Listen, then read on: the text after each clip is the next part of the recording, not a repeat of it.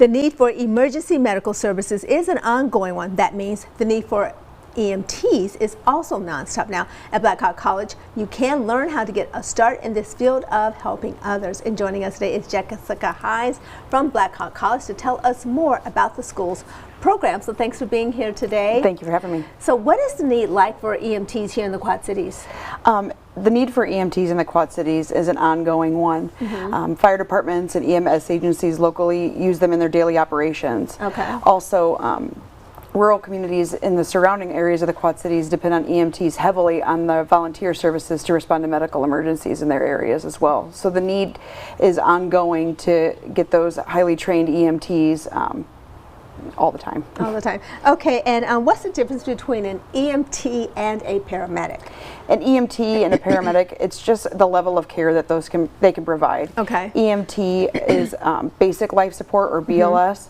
So they're quick to identify and treat life threats such as managing an airway, doing CPR, stopping bleeding, or splinting broken bones. Paramedics, on the other hand, they do more advanced assessments, a little more in depth with cardiac monitors and EKG interpretation. Okay. And then they also can do more invasive procedures such as starting IVs, advanced airway placement, needle decompression for like collapsed lungs, and they have a wider range of medications they can administer. Okay. Now, are there any certain qualifications that you need to be an EMT to get accepted into the program?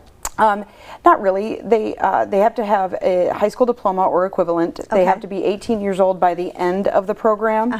And they also have to have like a physical exam, background check, and like a medical history documentation turned in by the time they do field and clinical time. Okay, perfect. And when do the classes start, and how does someone get registered? So you can go on our website of bhc.edu and you can enroll there. Okay.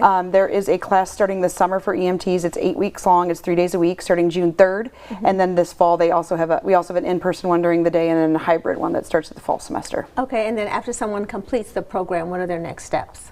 After they've completed the program, then they're eligible to take the NREMT exam, or the National Registry for Emergency Medical Technicians. Okay. Once they take that exam and pass that, then they have a whole opportunity in like entry-level positions in hospital, EMS services, or fire departments. Okay, perfect. And are there any particular students or qualities or qualifications that you're looking for people trying to get into the program? Yeah, we want somebody that's going to be like a self-starter that can go out there and wants to learn. They got to be really hungry to learn, and also very humble to be able to accept any types of criticism, because it's an ongoing learning.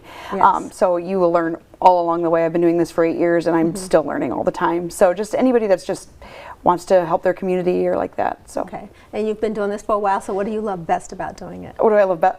Probably just helping people and the community that I have just in EMS services. On the fire departments, I've made a lot of friends. EMS agencies, I've made a lot of friends that are now family. So that's probably the part I enjoy.